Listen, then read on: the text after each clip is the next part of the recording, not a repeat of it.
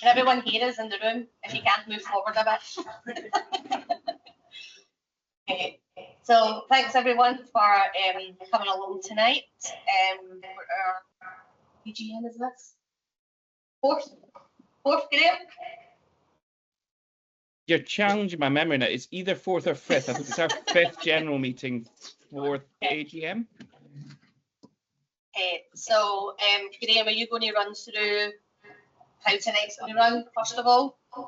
Yep. So hopefully most of you should have already seen the notice that was issued slightly over a fortnight ago. The business is very similar to what we have at most AGMs, with only a slight difference in the motions that we're going to be discussing today. First thing we're going to do is take note of the minutes of the last AGM that was circulated with the note. You can also watch that back on YouTube in full as part of our commitment to openness and transparency. Then Lynsey will give a chair's report, giving an overview of the activities of the foundation in the last year and some of our future plans. Then Andrew will speak a little bit to our financial accounts to the year ended 30th September 2025, so our last completed financial year. We will then consider 5 motions, one each in succession. The first of these is a special resolution of the company. This is technically to replace our Articles of Association with a new set. The only difference between the old set and the new set is to do with term limits of directors. So we're going down, assuming you agree, from 3 years to 2. The motion that follows after that will be one on the consolidation of fan groups. We'll say a little bit more about what that's about, but in short, it's to simplify the fan ownership structure and to be able to report back on progress made on that by the end of this year. And then we'll have our 3 pledge resolutions. In previous AGMs, we'll vote on basically what the minimum financial contribution would be to the club, to the academy and to the women's team for the season ahead. And we are proposing to keep those at the same levels as they were in the previous season. After that, we'll then formally deal with the results of the TJF uncontested director elections this year and welcome the 4 new members to our board. And then there'll be an opportunity for a Q&A. Ahead of each of the substantive items, are you able to hear okay? Seems to be a bit of a microphone issue. Oh, that's better. Hold on. Ahead, I can hear somebody, oh, sorry. I think somebody who was joining online had a motor vehicle outside very loud. We've hopefully sorted that now. As I was just saying, the intention is that there will be an opportunity for Q&A on the substantive items of business. So if you've got a question about either of the resolutions or about the reports, you can put those at the relevant time. Otherwise, we've had some come in as well online and in advance, and that Q&A session will hopefully be most of what we have this evening. Back to you, Lynsey.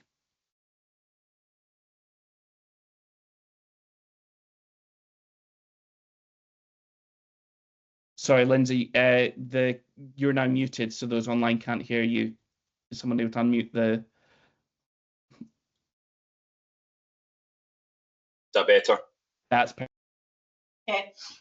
Okay. So I was just saying, before we get into the foundation side of things, I'm going to start just reflecting back on the on-field performance, because I think everyone would agree it was something that was unexpected but thoroughly enjoyed up until the other Monday night that we'll not talk about. So I just want to place on record our thanks to Mark, Alex and Ian and the squad for such an enjoyable season. 2 cup quarterfinals, a playoff final and a connection between the team and the fans that I genuinely don't think we've seen in years. And it wasn't just the men's team.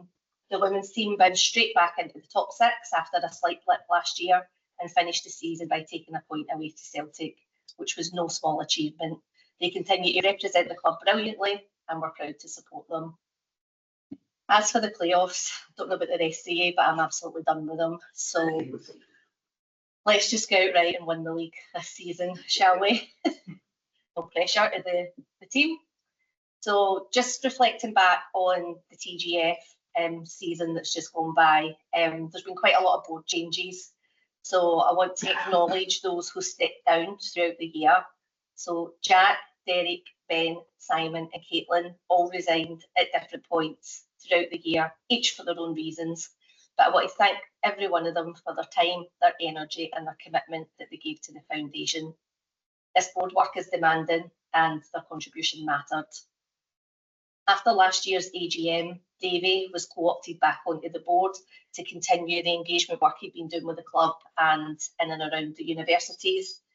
Then in October, as pressure increased, we needed a bit of stability, so we co-opted both Andrew and Sandy back on to the TJF board. They stepped in with a clear purpose to steady the ship and support the foundation through a very challenging period, and they did exactly that. I also just want to say a personal thank you to both Andrew and Sandy. They didn't just step in, they stepped up, and I'll be eternally grateful to them both at a time when the board really needed steady heads, experienced and folk willing to take on a bit more. That's exactly what they've done.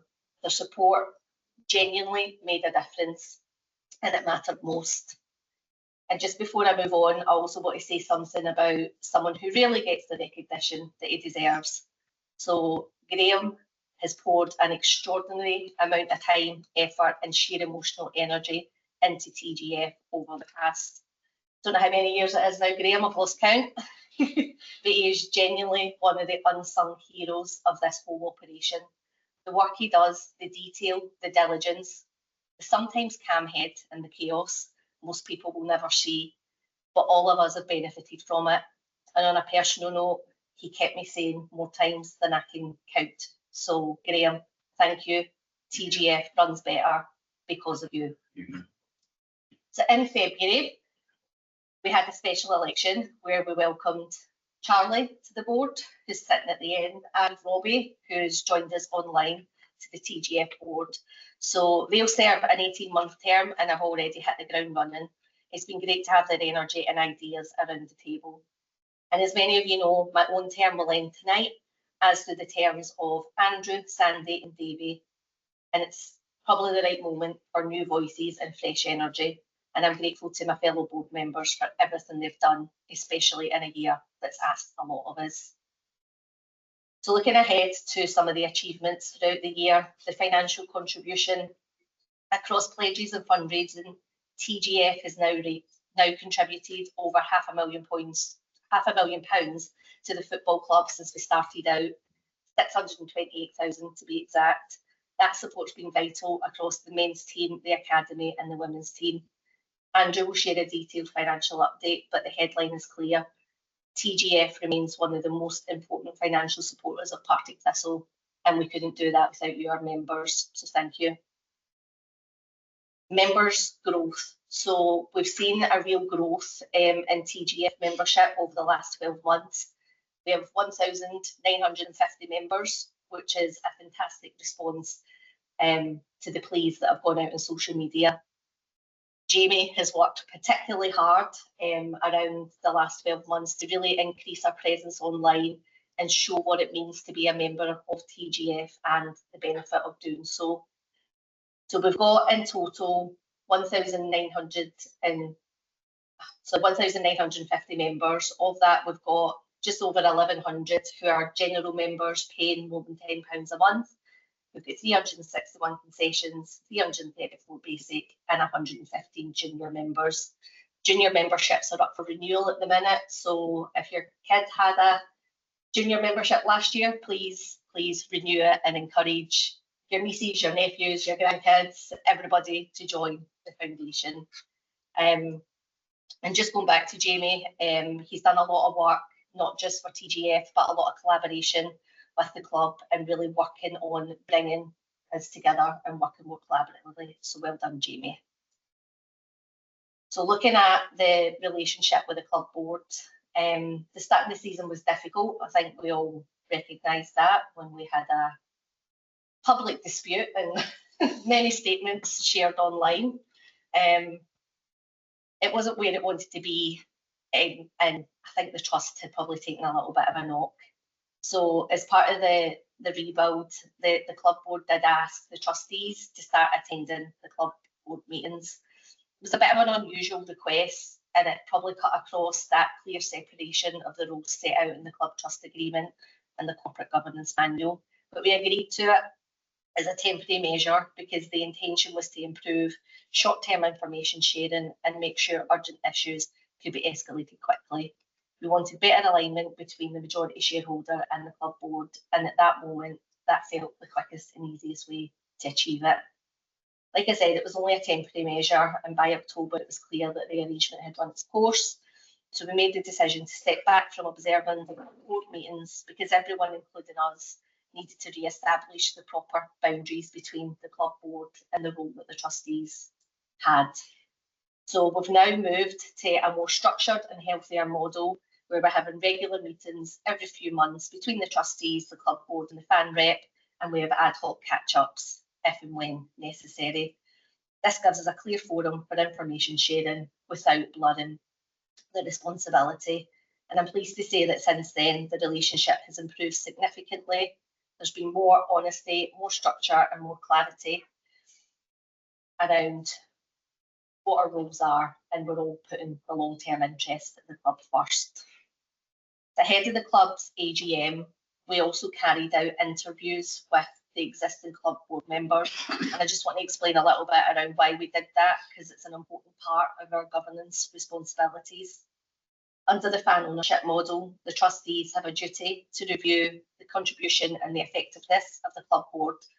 We're all volunteers on both sides, and it's essential that we have the strongest possible leadership team in place to run the football club day to day. That means making sure people in those roles have the right skills, the right experience and the right mindset to lead a fan-owned club. The interviews weren't about gatekeeping or interfering, they were about good governance and making sure the club board is equipped to deliver on the expectations of the majority shareholder and ensuring that fan ownership remains at the heart of how the club is run.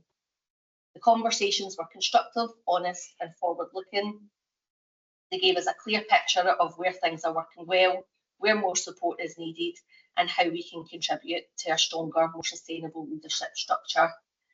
It's a process we should continue because it helps set the standard of what a fan-owned leadership should look like.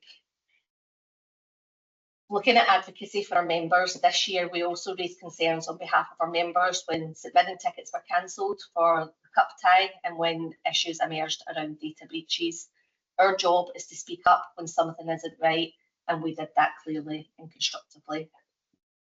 Like I said at the start, it was a challenging year. We had a high TJF board turnover. The number of resignations put real pressure on the remaining TJF board. It made continuity difficult and highlighted the need for better succession planning, and that's something the new board will need to prioritise.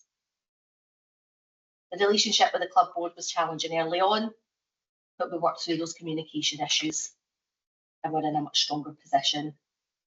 The fan ownership and governance, and I want to repeat something that we've said more times than I care to remember, but we are fan owned, but not fan run.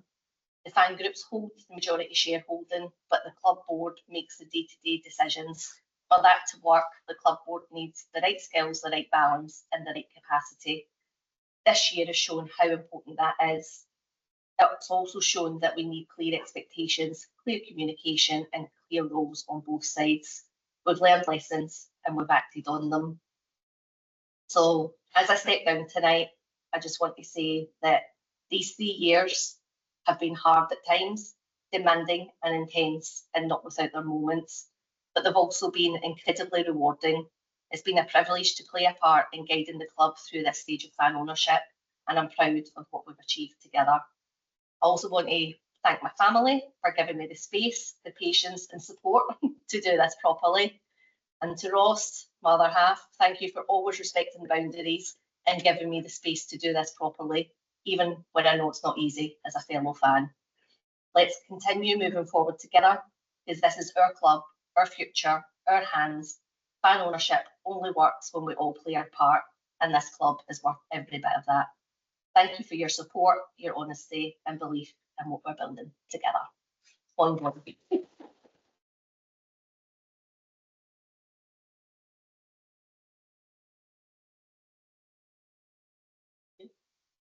Andrew. Get to do the fun stuff.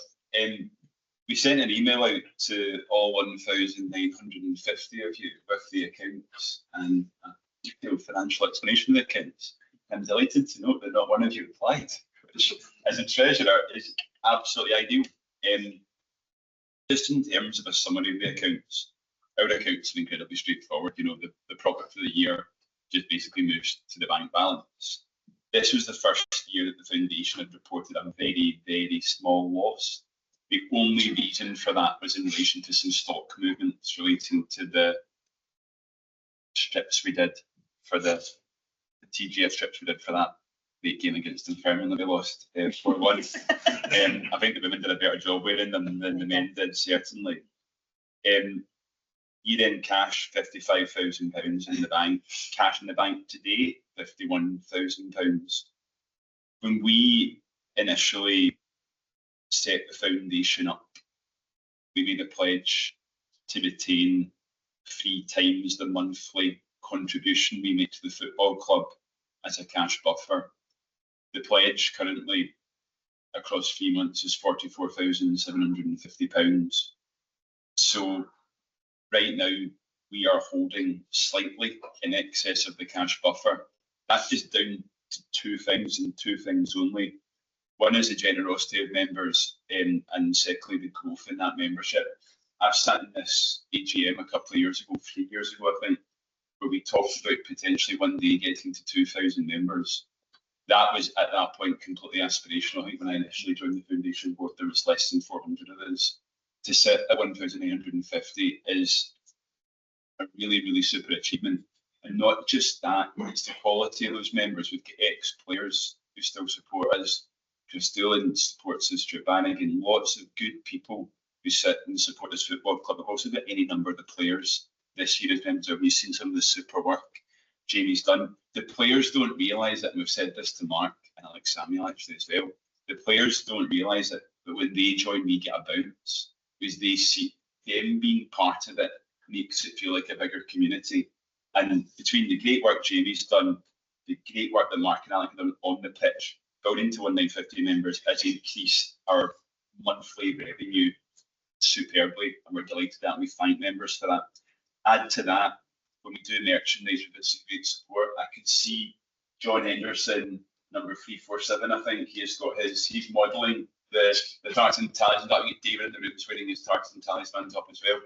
These kind of tops, these kind of bits of merchandise, when we release them, a lot of hard work goes into it, but they make the foundation good money, you know. We put a lot of work into delivering that. Charlie's put a lot of good work into the junior member gift this year, which is a really high quality scarf, and I'd urge members to take that up for their kids. But when we do that and we raise more money, we can put more money where we'd like to put it. Give you 2 examples you may have seen yesterday. We donated £1,000 to the Jags Good Season ticket holder pledge, and we donated £1,000 to the Ultras collection for Tifos. I did notice, I did text Manpreet and Amitpreet, they are now sitting at over £9,500 in their Tifo fund, which is incredible, but it also puts a lot of pressure on them, I would say, to deliver some seriously good stuff. But no, we love to contribute to these kind of things, and the generosity of members makes that easier and allows us to do that. So thank you. There's going to be more merchandise coming. I know there are plans afoot that I will not be, I'll just be an avid consumer of, but your support in helping us increase the membership and your support in helping us on take up of merchandise really makes a massive, massive difference.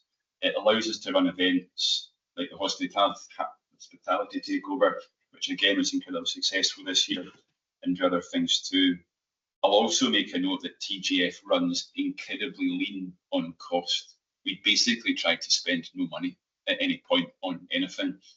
Minor example is we used to have a Zoom subscription that we used for board meetings. We're now just leaning on people's teams. That saves us small amounts of money, but our view is that every pound saved is money we can put towards causes important to the club or the football club itself. And I think at the end of the day, that's what matters. Lynsey mentioned this is the approach we've taken, and that has put over £630,000 of members' money into the football club today. We're voting tonight to renew the pledge at £175,000 a year. We just need your continued support to keep delivering that. I want to touch on that operational model as a way of moving forward, because there is an adult grown-up conversation that will need to happen at some point around how TJF contribute to the football club. Right now, we might not be recognised it, but we are the biggest sponsor of the club alongside Donald. We both put a lot of money in and we ask for very little back. If you compare us to, there's 3 other fan-owned models you could easily compare us to: St Mirren, Motherwell and Morton. St Mirren and Motherwell are in their own peer group.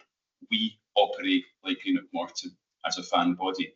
We take money in and we tip the significant majority of that money into the football club. Morton do the same. Money in the top, basically the bulk of it mobilised into the football operation. If you look at St Mirren and Motherwell, if you look at some of the stats, St Mirren and Motherwell do not undertake the model. They take the money in the top and they hold the cash. So we are very proud today of our 51,000 bank balance. The St Mirren fan ownership vehicle holds 10 times that as a reserve.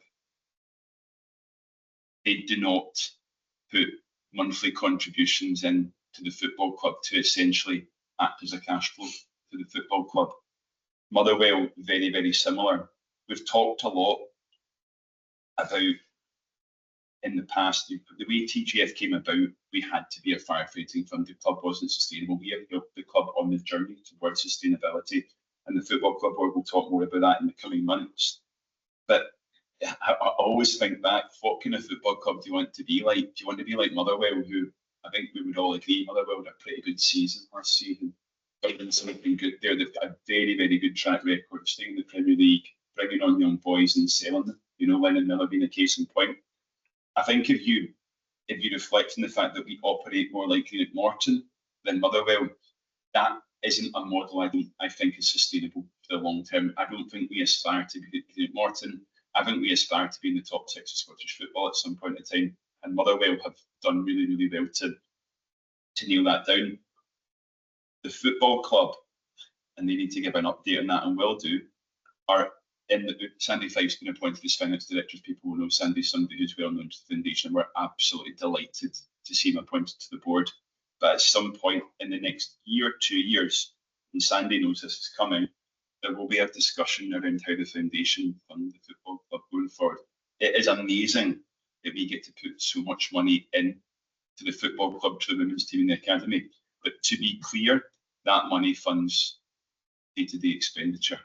What we would love to do, or certainly I would love to do as a treasurer of foundation, is get to a point that we're contributing to projects to build this football club.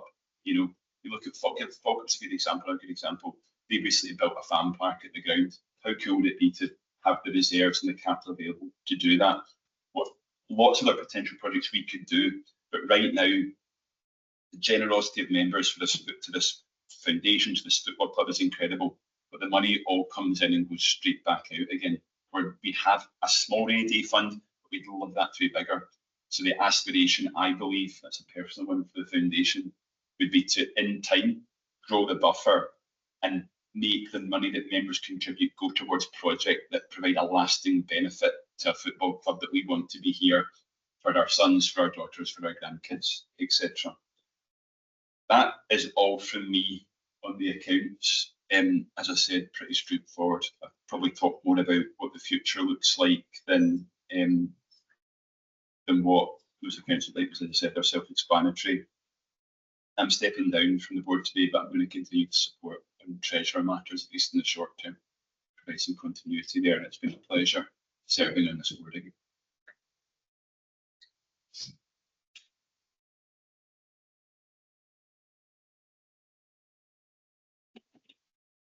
I do have a message from the club board as well that was sent to us, so I'm just going to read that out, Graham, before we move on. So we want to begin by offering our apologies that no member of the club board is able to be with you this evening. The narrow window between the end of the season and the start of next season has left several of us squeezing in long planned holidays and other commitments. We're genuinely sorry not to be there in person. but we did not want this. We did not want that to stop us expressing our gratitude for everything you do. We want to offer our heartfelt thanks to everyone at TJF for everything you continue to do for the club. The money you've raised, the energy you've brought, and the belief you've shown have had a real and lasting impact.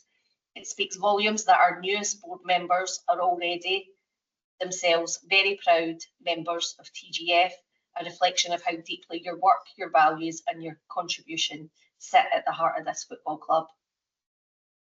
To thank you for the way you've supported us as people. The environment can be demanding, and your understanding, encouragement, and willingness to stand with us have mattered more than you might realise. It has helped us stay focused, stay grounded, and stay united.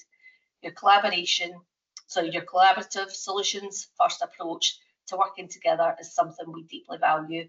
You've shown time and time again that when challenges arise, you're ready to roll up your sleeves and find a way forward with us. This is the spirit of exactly what we want this club to be built on. So I'll finish with a simple thank you. Thank you to your board and to your members. This will never be easy, but it's easier and more fun together. What are you, Graham? Okay, we now get onto the business end of the meeting. We're going to have a series of votes on 5 different motions, and we're going to have to do this firstly in the room for each motion. So I'm going to have to ask one of my fellow board members to do a quick head count, both for and against for each motion. But then after that, there will be a vote for those who are online. We already have the proxies collected for those who submitted their votes in advance as well. The first motion that we're going to be discussing today is a proposal to reduce the maximum elected term of TJF directors from 3 years to 2. Now, when we adopted our original set of rules back in 2022, we had set, it was on the basis of having a board. To help you with that. Sorry, I had Alexa interrupting me there. We had 9 members on our board, and the idea was that we would elect those in thirds on rotation, and that therefore the default would be a 3-year term. The lived experience of board members, I think it's fair to say, in the period since, has been that 3 years is quite a significant commitment and can have the effect of dissuading some people from putting themselves forward where they might have been able to make a commitment to 2 years. And so that's essentially what forms the basis of this change in approach. You'll notice that when we held our special election that led to both Charlie and Robbie joining our board, those were done for 18 months. That was to realign that cycle. The expectation, if this all goes through, is that basically every year there will be 4 directors up for re-election, and that they would serve 2-year terms. We think that will encourage more people to bring forward their very best to help the foundation going forward. If anyone's got any questions on that, I'm happy to take them. It's worth saying we did a consultation on this around the same time as the special elections, and the indicative vote was strongly in favour for reducing this. But to make the formal change to our rules, we need to pass this special resolution by 75% of voting participants on the night. Are there any questions in the room about this one? No? Okay. That being the case, I'm going to ask if those who are in the room are in favour of the special resolution. Could you please raise your hands? And I think Charlie will do a quick count. Yep.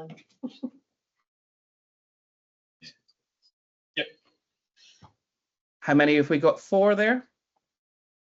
21. 21. And could they now have those against in the room? Please raise your hand.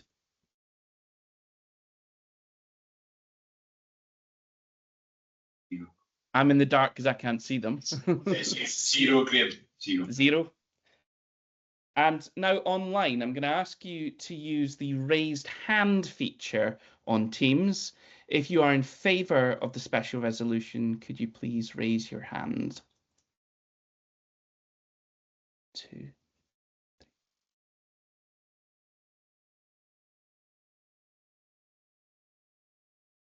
And if you could lower those.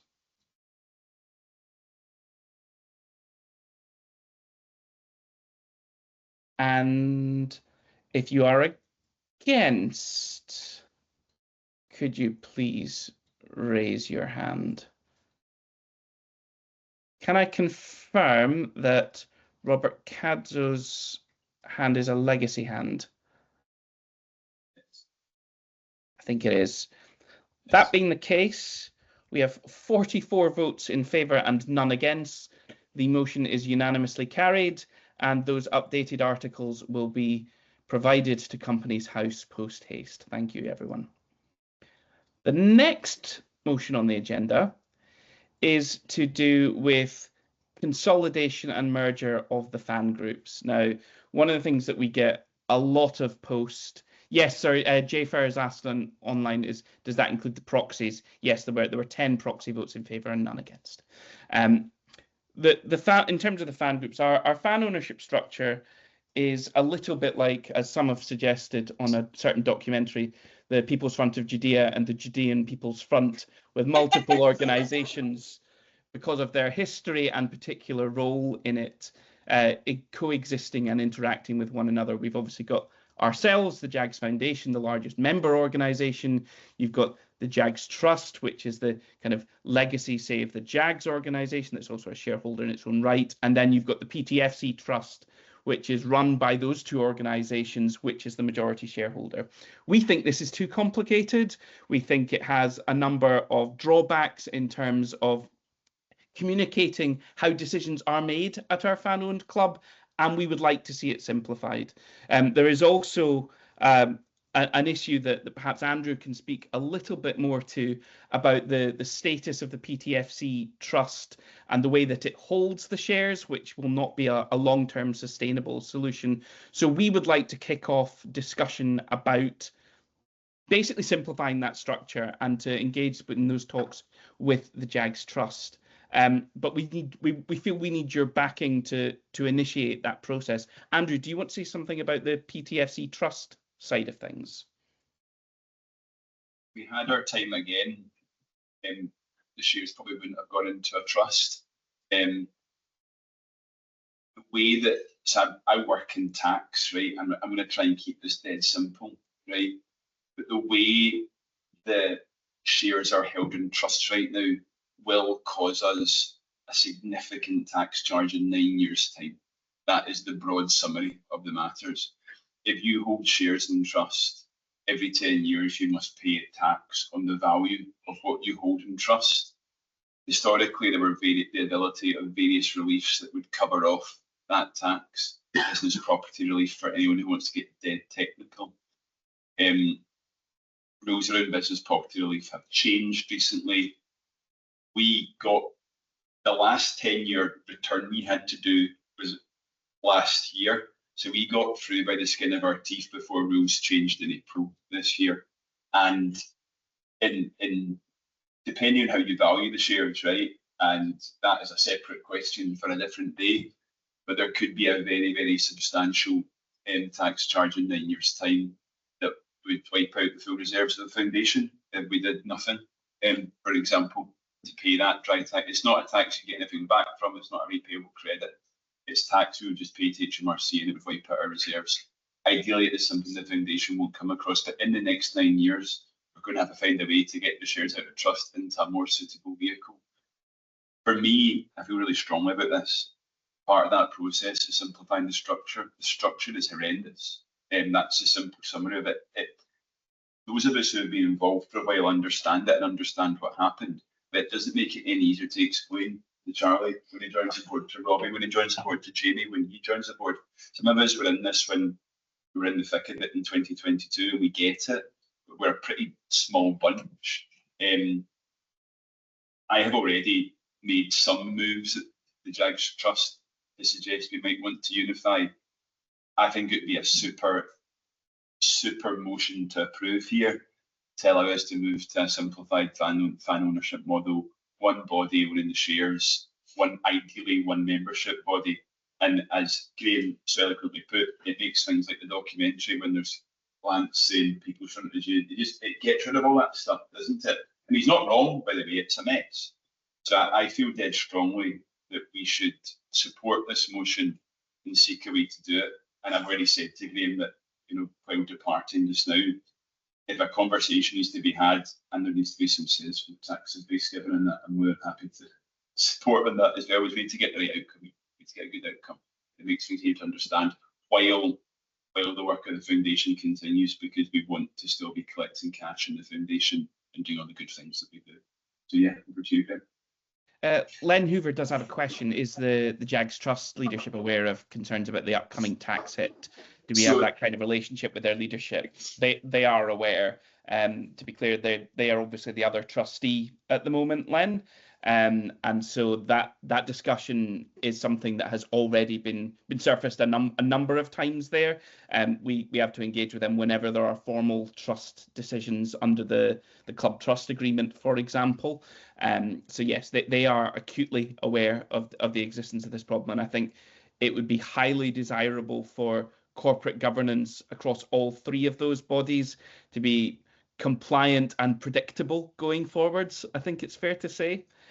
So yes, that will form part of those discussions, assuming, of course, that our members are happy for us to pursue these talks. Sorry, Len, can I just say something else in that? The reason I'm bringing it up at a TJF AGM is because, frankly, at the end of the day, we're the ones with the deep pockets. In terms of the two fan bodies, we have cash reserves, and in general, when something needs paid for, we tend to pay for it. Secondly, it won't just to be, we've been very transparent with the leadership of the Jags Trust on this, and to be clear, we've also not gone to them on a here's a problem, wow, what a big problem. We have proposed a number of ways that this could be done that we think would further unite the Partick Thistle fan base and community. So while they haven't responded yet, and that's fine. We said we were going to put it to our members, and we'd follow discussion after that. But they know this is coming, and it needs to be dealt with head on. Sorry, question there. So maybe everybody knows this, but I don't. One, who are the Jags Trust? Two, are they elected? And three, what do they do? So, wow. First of all, the Jags. Why are you not here? So the Jags Trust came into existence at the time of Save the Jags in 1995-96, which I was very young back then, but I do have a nice T-shirt from it.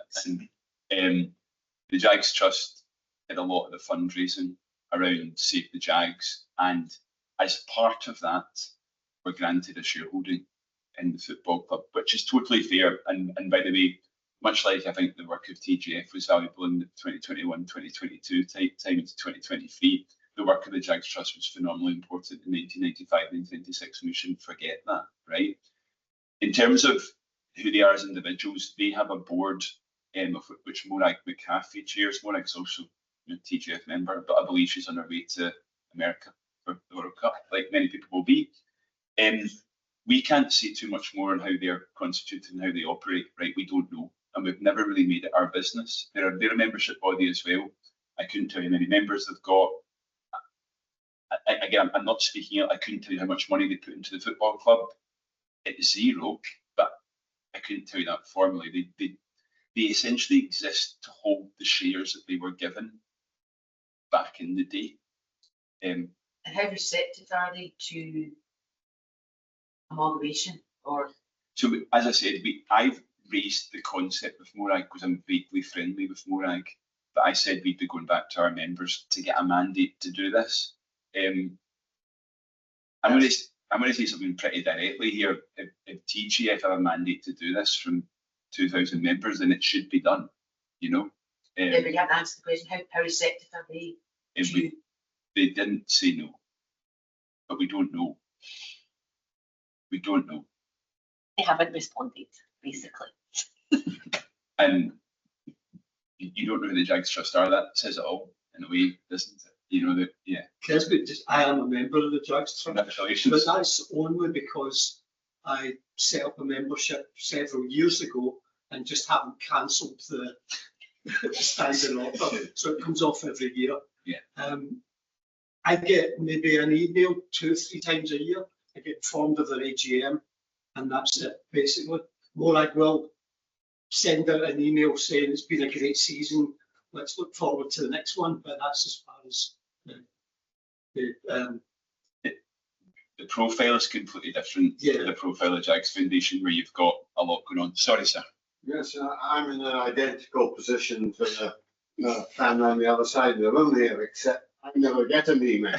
I have my £10 taken off annually, and that's it, nothing more. So I'll be very supportive of this resolution coming forward. Yeah, good. Is anyone? Yeah, Graham, sorry, on you go, mate. So, yeah, I think it's worth saying as well, when you've got two organisations, there is a finite pool of volunteers, and if you're duplicating activity, that's not, just having to run two voluntary organisations instead of one, that's then less time spent doing things that help to support the football club. And so from my own perspective, that's the main benefit that we get from simplifying, particularly between those two bodies. I was previously a member of the Jags Trust board about 14, 15 years ago now, and that was obviously on a much smaller scale, very different context that they were operating in than we are now. It was an organisation that was once larger and represented more of the support, but we've obviously now taken on that mantle, and I think it would be best for all involved if we can have that grown-up adult conversation about what's it going to look like next. And some of the suggestions that we've come up with, don't want to prejudice the outcome, but was that as part of any transitional merger, the two boards would effectively start to operate more closely together as one. That would provide a bit more clarity, and then you would have elections of the successor body that would deal with that. But that's all for discussion still to be had with the Jags Trust, and I hope once we've had the World Cup out the way, we'll be able to have some constructive conversations around that. I see Len Hoover's got his hand up as well. Hiya, can you hear me all right? Yeah, got you. Wonderful. I was just curious if how this looks from the supporters side. Is there supporter confusion over which group does what and which group they should join? Has that been expressed to the board at all? I think what's been raised with us is that having two bodies who broadly seem to exist to do the same thing is a bit strange. And when you chuck in the fact that these two bodies are both corporate trustees of a trust that owns the shares in Partick Thistle, plus the Jags Trust owns some shares themselves, but the Jags Foundation raise all the money and put a lot into the football club, it starts just to get a bit odd, Len, to be honest. As I said at the start here, if you had a blank piece of paper and you were starting this from scratch, you would never in a million years come up with what Partick Thistle have, You'd have something easy to understand, probably in one body, and probably with one board. There's a bit of bureaucracy that needs to. Jags Trust have to do an AGM, we have to do an AGM, the trustees have to undertake trustee duties on behalf of the trust that owns the shares in the football club. What a mess, what a mess. It could and should be simpler and easier to understand. That's my view. Hand up. Yeah, I'm just a little confused. Sure. Obviously, we have some issues. Trust of some, is that correct? Or we so basically, can I put it this way? If the fine eventually comes through, and nothing is done and the fine comes through, who pays it? The trust. The trust, but or the Partick Thistle Trust pay it. Everybody. Yeah. So we all pay it together. And as I said before, I mean, I don't know the Jags Trust's finances too well. We've got two gentlemen here who very generously contribute £10 each a year to it. It takes a lot of £10 to get to the number we need to get to. So thank you for your question. Anyway, Graham, should we move to a vote? Is that okay? Yes, assuming that there's no further questions, we'll move to a vote. Those in the room who are in favour of the motion to pursue consolidation and merger of the fan groups and to have a report by the end of the year, please raise your hands. Yeah, those. And those against in the room? None? Excellent. Those online, those who are in favour of merger and consolidation, please raise your hands.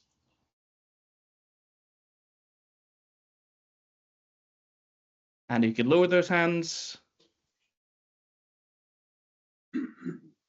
And those against?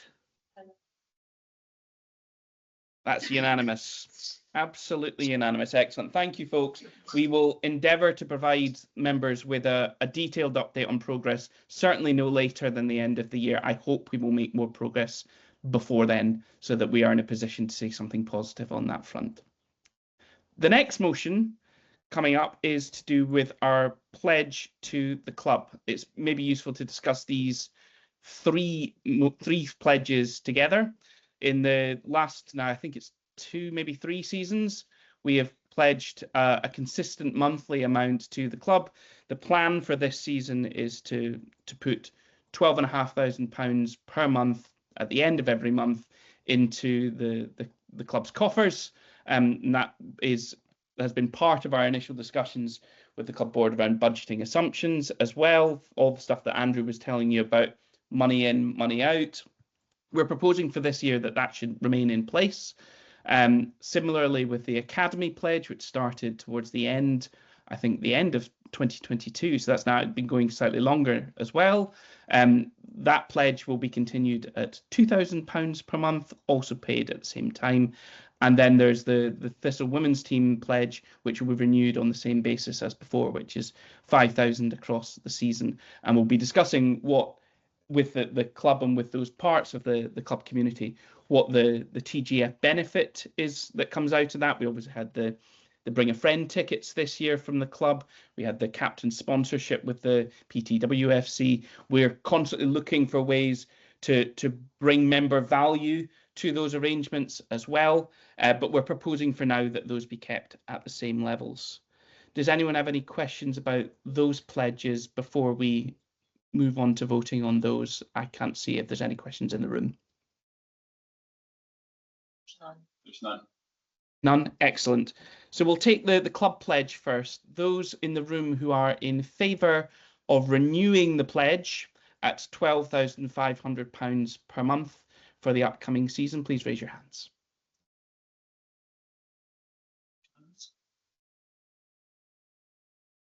Are there any votes in the room against that pledge? No. No. Online, those who are in favour of renewing the club pledge, could you please raise your virtual hands?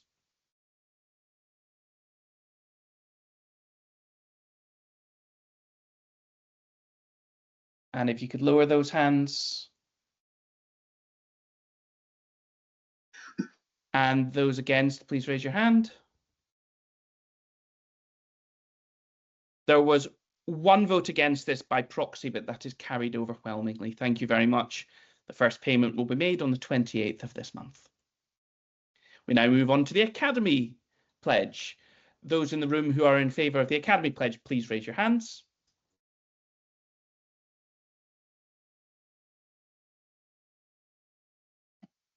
And those against? And now online, those in favour of the Academy pledge, please raise your hands. And those against? That one is carried unanimously. And finally, the Partick Thistle women's team pledge. Those in the room in favour, please raise your virtual hands. Or your actual hands, not your virtual ones. And those against? And now online, those in favour? And if you could lower those hands. And those against? There was one proxy vote cast against, and therefore that is carried overwhelmingly. Thank you very much. Those pledges will be implemented on the same basis as last season. Thank you, everyone. The next item, I think, is me. You can get the minutes approved. Have we done that? Yeah, we took note of them. That's fine. We're all good. we're now on to the final substantive bit of business, which is to formally announce the election results for the Jags Foundation for 2026. Now, as you will hopefully all have seen, the nominations opened in May, and it was for 4 vacancies that we were holding this election. There were only 4 nominations received in terms of candidates, which meant that there was also no need to differentiate between terms as well. So there was no need to hold a vote. Now, this is the first time that we've had an uncontested election. I think hopefully the move towards 2-year terms will encourage in future years a little bit more competition. But we are absolutely delighted to have had 4 nominations from 4 very capable members of the support, and we all look forward to working with them. The 4 new board members who will be joining us effective from the end of this meeting are Conor Drummond, Isabel Hay, Len Hoover, and Scott McKenzie. Congratulations to all of you.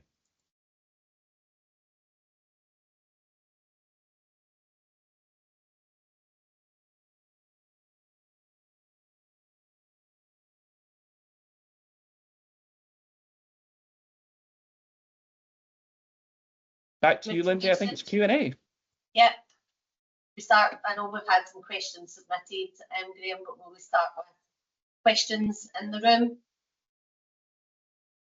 There's a question about the finances. I understood you saying that we have a surplus at the moment, slight surplus in our books. Yeah. Presumably going to move off the books at some point soon. Can we not use that to encourage Ben Stanway to say that? That'd be very good use of that money. I can take that one. I probably say a few things on that. First of all, we are not a taxable vehicle, right? So we can hold a surplus without paying tax on it, which is a nice position to be in. Secondly, we like to hold back the 3 months. I think the first point is that I think the will of this board, obviously, would be for Ben to stay. I personally think Ben should stay another year because I think another 50 games for the football club would do him a lot of good. I think without saying too much, we don't know the ins and outs. I think Ben's been made a really, really good offer. But you know as much as me in terms of whether he's going to take that offer or not. You know, we'd love to see him stay. He's been not just a super advocate of our academy, but a super advocate of the foundation as well. He's been incredibly supportive of us. We did the pin badge, which was one of our best uptake pin badges. Anything we've ever asked of Ben, he has done happily, and he supported us so well.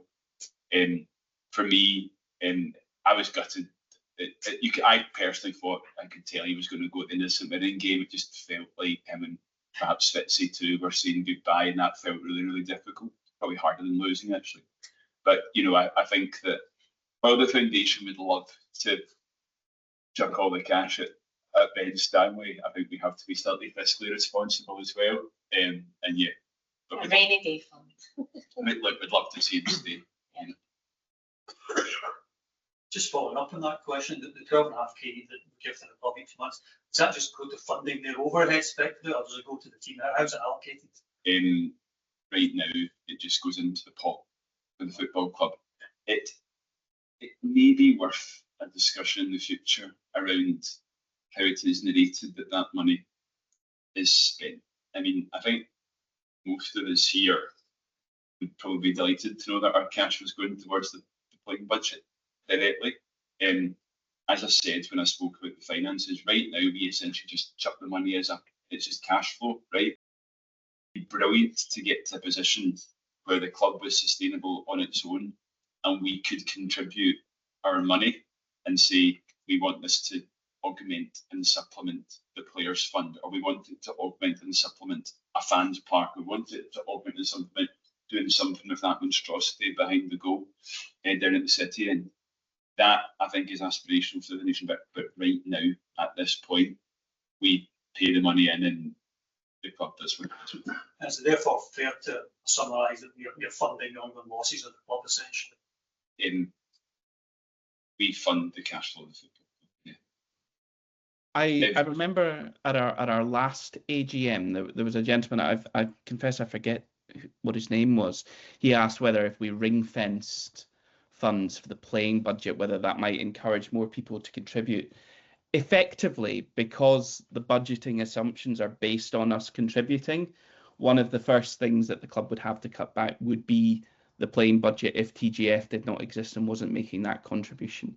And so it's not necessarily a case of funding losses, but it means that the level of ambition would be drastically scaled back. And there would obviously in this league be a risk of financial consequence of underperformance if that baseline player budget was not there. So that's another way of looking at it. I don't know if you know, in the longer term, we'd like them not to be dependent on that, but that speaks to what Andrew was saying earlier about trying to be more like St Mirren and Motherwell in terms of our budgeting process model and what we're like as a club, those assumptions. At the moment, we're not quite there yet.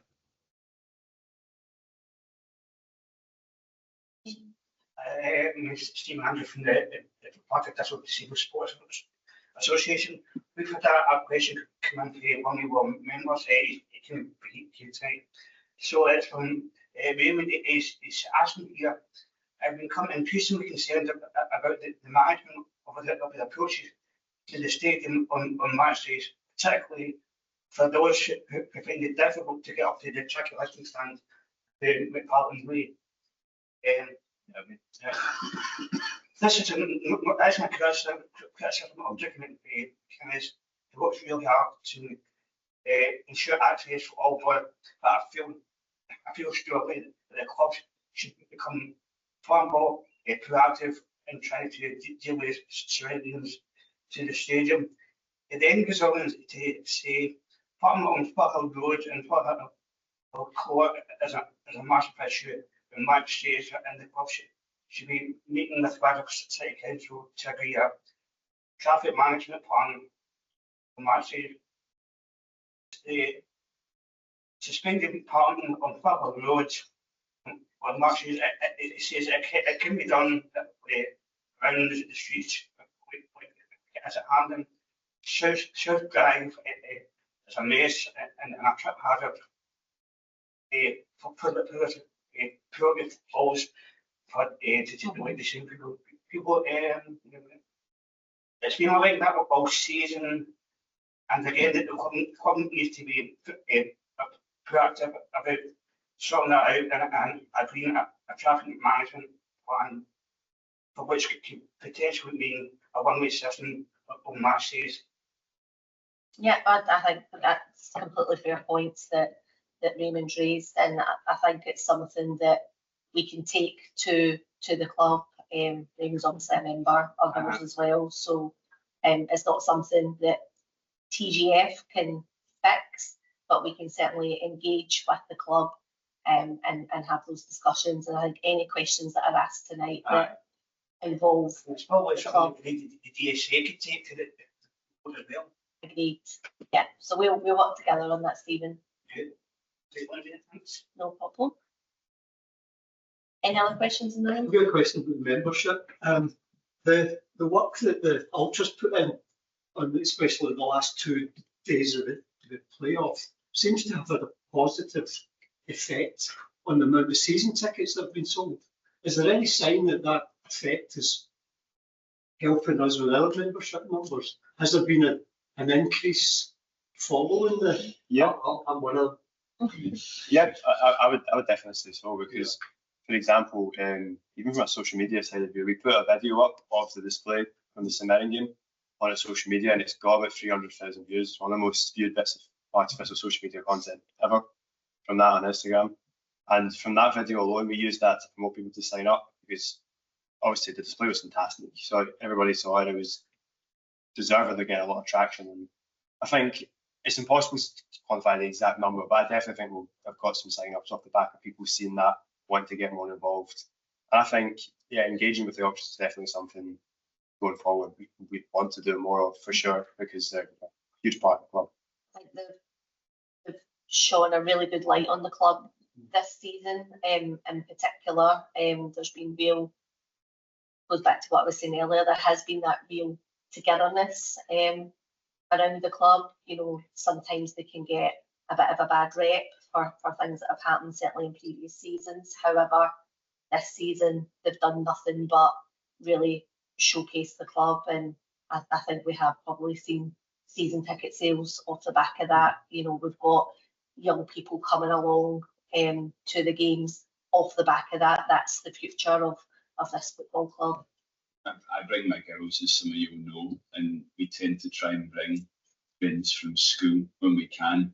And when you bring the friends from school, it's me boys, my daughter's 7, my mother was 4. You bring me guys who are 7, and Evie's like, just like, wow, look at that. We kind of, and we want, I know Stuart's son as well loves it, you know, like there's. You want a season ticket for that? I don't mind it. The bigger games. Yeah, that's not a TJF mattress. Yeah, that's a whole. Stuart, Lily's got a season ticket for the Lambie, and I'm in the Jackie Husband. So, but she's older, so but yeah, she wasn't want to come and sit with me in the Jackie Husband. She's like, I want to go into the Lambie. I think so. You can see though that the promotion of the ultras is being done by TJF, but it's also been done by the club, right? And you know, the relationship between those 3 groups, like you've got a great relationship with those guys who've been a big donation and big supporters of them. The club are too, and yeah, I do personally think it's had an impact on our membership. It's definitely impacting season tickets. The more young people we can wrap around this football club, the more future potential board members we've got for both the football club board and for this board, and that's really important too. See, on the point you're making as well, like it's not the exact same, but I think a big thing that we've tried to do is to kind of tie in with on the field to promote TJF as well as off field, because I'd say maybe like a year or 2 ago, content that was going out was more just about financial matters and stuff, and obviously that's super important. But if you're wanting to engage new people, a lot of fans, which is completely fair, only really care about what happens on the pitch a lot of the time, or that's their main concern, and it is with most of us.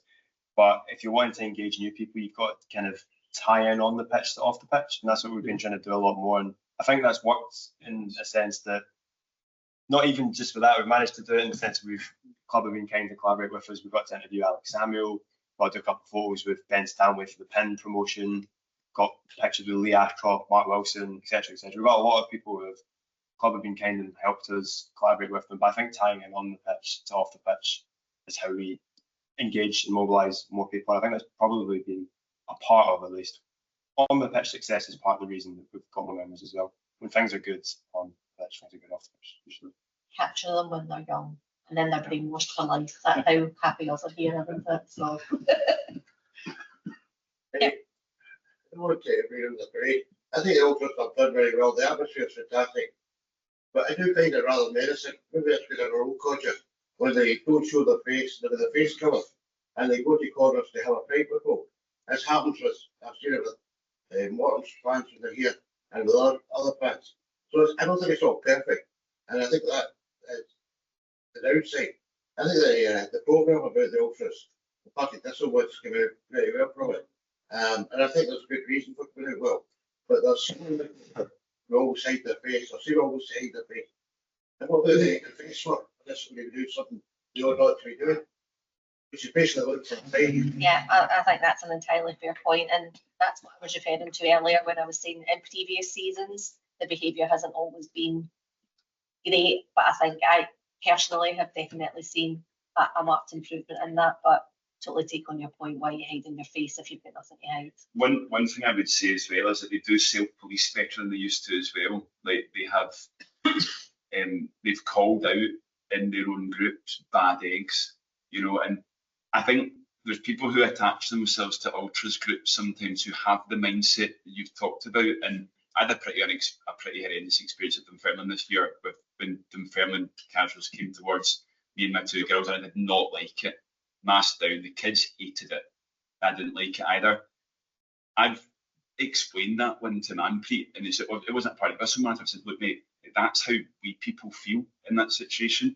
And I've definitely seen that they do police it, and if there's wee guys or wee girls setting a bad example in that group, they have looked to weed them out quickly or disassociate, and I think that's important. They are trying. I do take your point though. There's a faction. I think it was last season that really contradict what I just said. When we went to Morton and it was raining wet, and we get ushered up the path to get to the stand. And then suddenly the police stopped us because the woman who was in charge of security for the day, I said there's no more seats there. Yeah. There were seats there, but we were corralled, quite a number of us corralled by the police until the cavalry came over the hill, which was the ultras, who said they can have our seats. Oh, you only don't folk can have our seats. And I thought that's really good of them.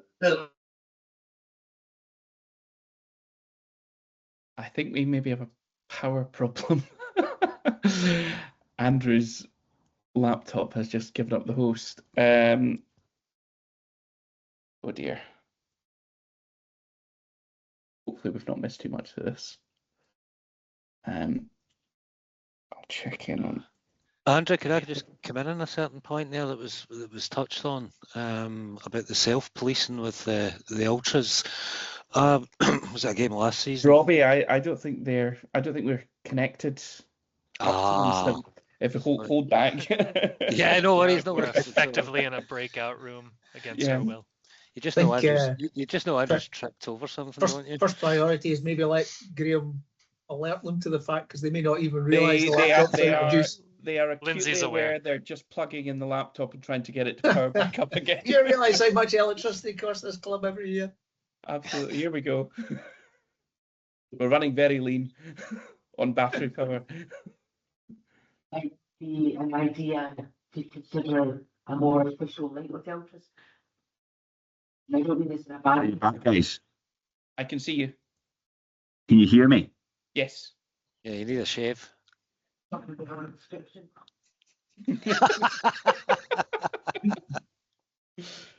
we pull the camera down so we can see you?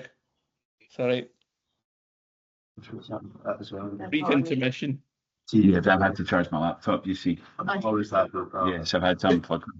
Can you tilt the lid, Andrew? Tilt the lid down a little. Should hopefully be fine. There we are. That'll do. Okay with that? Yep. Multi-camera approach. All good. Sorry.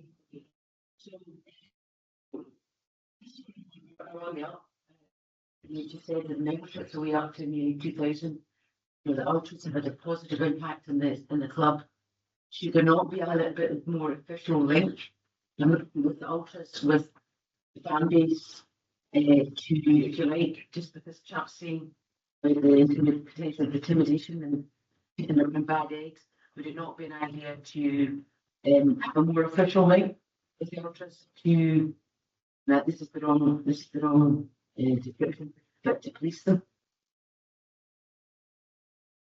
And I don't mean that in a bad way. I mean just to, because things turn bad when you look at Union Bears or the Celtic. I know they're not massive, but they're very intimidating, and there's the feeling from them is not good, whereas the feeling from the ultras is much more positive. And I think we need to harness that as opposed to it becoming too big and then it becomes a monster. Yeah, I think the club are definitely working a lot more closely with the group. Certainly Norman, the SLO, has got a good relationship with them. You've probably seen from the documentary when they're in here doing the painting, etc. So that I think they are definitely a lot more collaborative than what they were probably about a year ago. Yeah. Everything's right now, everything's positive. And it needs to move forward altogether. And to be fair, one thing we haven't mentioned is they promoted us as well. For example, when they did on the 150th anniversary game, they specifically said, cash in your free bring a friend type from TJF, sign up to the foundation. So it's been from both sides. We've both promoted each other. So I'd say we do the good work on this channel, but we definitely could do more of them. We're definitely open to it. So. Robbie, do you want to chime in on this? Yeah, it was just on. It was an earlier point there, surrounding the kind of intimidation kind of aspect. Now, don't want to kind of tell what age I'm, but I'm pretty grey. I'm nearly 60, and when these guys started coming along, I honestly did think they were a bunch of wee bums, and I wasn't interested. Now I've watched them grow, and I've watched them grow particularly over the past couple of years. I've spoken to these guys, and regarding the self-policing aspect, there was a game, I think it was against Ayr United, maybe last autumn, last winter, and one of the lot just randomly threw a half bottle at the United goalkeeper. And kind of me and the guys that, we saw this and called it out. And it's just as, I don't know if it was Lynsey or Graham said, they're self-policing. The guy was kind of, I presume he was dealt with. I have to say, I was very, very sceptical. But over the past few years, I do think they understand a bit more. I'd put in the chat, there's a bit of education needed. These people aren't going to be that age, for the next few years. They are going to be the lifeblood of the club going forward. I see the attraction of guys that I sit with that are parents and their children are there. I see them as nothing but don't get me wrong, I think Graham or Andrew said you will get BAMs associating with groups like that, but the self-police, I've spoken to these guys. I usually go to Munns for a pint if anybody wants to buy me one, if they see me. I've spoken to these guys in there. Regarding opening and working together, I know Jamie, Andrew, I've spoken to these guys. I'm talking to Manpreet, I'm talking to Arnpreet. I only see positivities here. Let's not put everything in the one basket. There needs to be a good relationship going forward. But I do see them as long as it goes the way it's going, and as long as there's an education, as long as there's a relationship there, I see these guys as nothing but a power for good, because you saw what that the St Mirren game was like, for example. We're starting to be an exemplar with these guys. The documentary, I thought, came across very, very well. And they're not, I'll hold my hand up, they're not what I thought they were in 2021. End of my sermon. I think we've got a question in the chat, Graham, from Martin. Do you want to cover that? Yeah. So Martin Towers is just asking what the timescale is for getting a new fan rep on the club board to replace Max Ramsey. Now there's a couple of things going on there. You may have seen from our recent update. We want to make sure that when we do that appointment that we get it right. The intention is going to be, and we're going to have to discuss the exact timeline on this, is to have a kind of shortlisting process. It's a slight tweak on what we've done before. And then once we've got a short list of applicants who are interested in doing that, then it goes to a beneficiary vote. You will recall that beneficiaries include season ticket holders. And so when there's a vote on the fan reps, they need to be included. Now, with the season tickets being in the process of being renewed, it's much cleaner if we have that process take place once that's settled down a bit. My expectation is that we would be looking to have someone elected and returned to the club board by some point in either August or early September, just to manage expectations.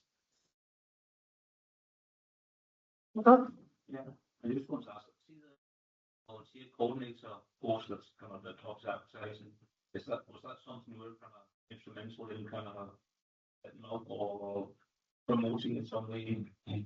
We were certainly involved in the discussion, and there's been a number of observations, I think, over the 18-24 months around how volunteers structure it, but also, Jesus Christ, there's so many people who I think want to do something good for the football club. We just don't quite know what that is yet. So when it was brought to us as a concept, we were very supportive of it, and we think it will make a huge difference in harnessing.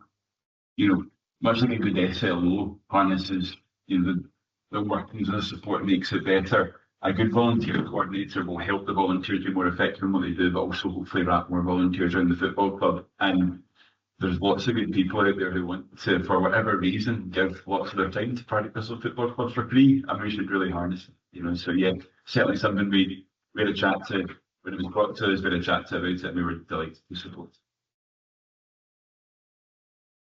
Any other questions in the room? Yeah.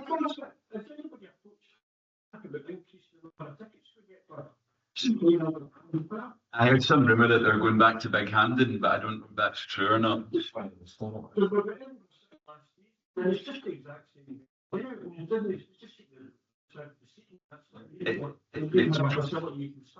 It feels pretty weird that in the second tier of Scottish football there's a game where you can't get a ticket for. I think all of us felt that this year,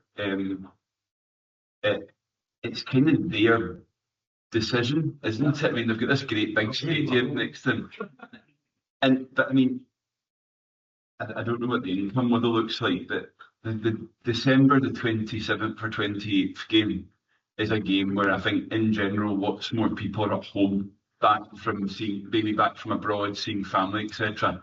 The fact that only 200 of us got into that game is an absolute shambles. I think you could easily have had 2,000 of us at that game. And you've got to hope that's not the case again this year. Yeah, hopefully at worst they switch it so it's our goal to host them. But yeah, I mean, it's a shambles. We as a, it brings into question, how do you organise tickets, and you can't win when you can only get. We carry an amazing away support, and a lot of us go here, there, and everywhere at great personal cost. Certainly found it rotten that there was those of us who didn't get into that game once. But again, yeah, Steny have got a bit. Yeah, I mean, I suppose the flip side is if you go into the Premier League, you ain't getting a ticket at Falkirk or Hearts particularly easily these days, given their allocations. In some ways, I think it's great for some football clubs. Falkirk and Hearts are good examples of football clubs who have done so well to sell to their local area that they can just sell their stadiums out themselves and they don't need away fans. Queen's Park have basically, in my mind, cut their nose off to spite their face of that stadium, and it's different. But yeah, I mean, we'll have that. I'm sure the foundation will have a good moan about it again when it comes up this year, only 200 of us get to go. But no, we do share frustrations on it. It's incredibly annoying because, like, the second game, that it was almost as many people on the hill as there was in the ground. I mean, they've got a stand the size of a bus shelter. It's a complete joke. But there's nothing we can really do about it, unfortunately, because it's kind of on them. But I am hopeful that maybe if we do play them, it could get moved to Tighthanden. But I'm hopeful to keep with that. Graham, is there some more questions online? So we had one that actually came in advance of the meeting from Fraser McFate. He was a member who recently saw the facilities at Petershill, which is obviously where the club trains. The men's team, the youth academy, and the women's team all have their kind of training base there. And one of the things he pointed out was that there's a gym facility there that he was quite keen, having looked around, to see improved. I can actually say that we got some updates from some club staff earlier today who are doing exactly that in terms of upgrading those facilities. I think it's great news that we are prioritising having that facility as something that can bind those three parts of the club together. We know that Mark Wilson really values having that base for his players as well, and that's something that we're more than happy to support. We're pleased to see good progress on that. On the previous issue that folk were talking about, ticketing, there is a question from John Henderson in the chat about whether for high demand matches at Firhill the club might consider moving towards allocated seating to basically maximise the potential attendance. As I understand it, there are some operational challenges with a couple of the stands because of their age and the availability of seats to being able to make that an allocated seating arrangement. But obviously, we want as many people in at Firhill as we can, and it was fantastic that we were able to, as damn near, sell out Firhill for those two games. My own personal hope there is that we don't have to have the discussion about large away supports coming again, because we've been able to fill the home allocation in exactly the way that we did that during the playoffs. Yep. Any more questions in the room? Any more? The fact that the TJF, the ultras, the club, everybody seems to be all moving in the one direction. Is that not something that we could use in the discussions with, say, the Jags Trust, to say that they seem to be on the outside looking in, whereas everybody else seems to be walking in one in the same line? Yeah, I mean, you're absolutely right. I wouldn't want to see the Jags Trust are resisting the move forward right now, but they probably risk frustrating it to some extent if they don't come along with the rest of you. You're entirely right. We're at a high point right now. We've got an excellent manager. We've got a board who we think is solidifying. We're delighted with the good people on there. You've got a foundation in good health. Some great players on the park. We're looking okay for the coming season, maybe subject to a couple of signings. When the sun is shining, you know, it's time to make good progress and bring people together. We will use all of that, the TJF board, sorry, we'll use all of that and all of their charm to hopefully make this happen. As Graham said, we'll report back to members, and I'm sure you people will know from being members over the years that we're frustrated here through something that is, if we find a blocker here and we think that blocker should be called out, we'll call it out. I remember back in the day when TJF started, they had various committees, and I was on the original finance committee back then. So it was more like McCarthy. She only sits about 2 or 3 alone from you and Jackie Busby. Wait, are you volunteering there to go and give it a shake? Okay, but I think that she does. I'm trying to say is she believes in the Jags Foundation. Yeah. Because of that commitment that she's put into it at the very beginning. I know COVID came along and kind of knocked that out of the park, but I still think she might be receptive to it. So I'll work on it. But it's awesome. You can want me to, I don't mind. That's a good thing for me as well. I know. Morning. She's got with the other issues.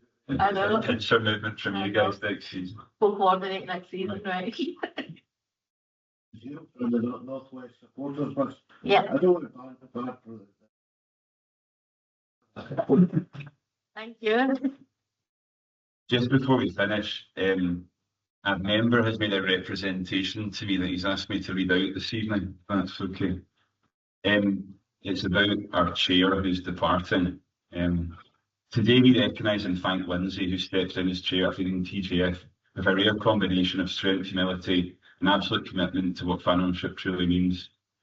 When the organisation needed it most, Lynsey made one of the bravest and most selfless decisions any leader can make.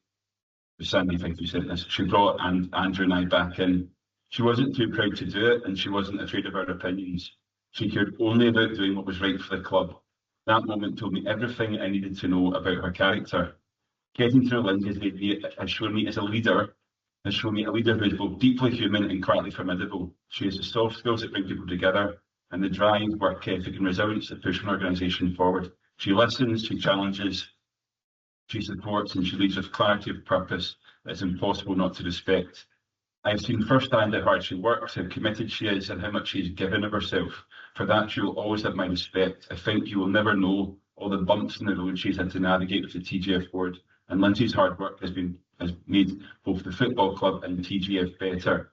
But above all, Lynsey understands fan ownership, not as a slogan, not as a structure, but as a responsibility. She always put it first, and by doing so, she has put all of you first. Her legacy is not only in what she achieved, but in the values she protected and the standards that she set. The club is stronger because of her, the community is stronger because of her, and we are better by having worked alongside her. She leaves TJF in excellent health.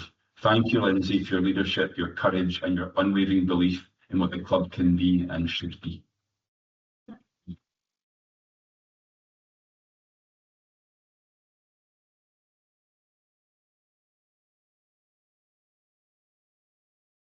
With that, I think we can draw the EGM to a close, Graham. Lena said, do not make our chair cry at the AGM. That's never happened before, has it, Andrew? No, it's a minute that one. Yeah. Almost, but not quite. Thanks, everyone. Thank you, everyone. Cheers. Oh,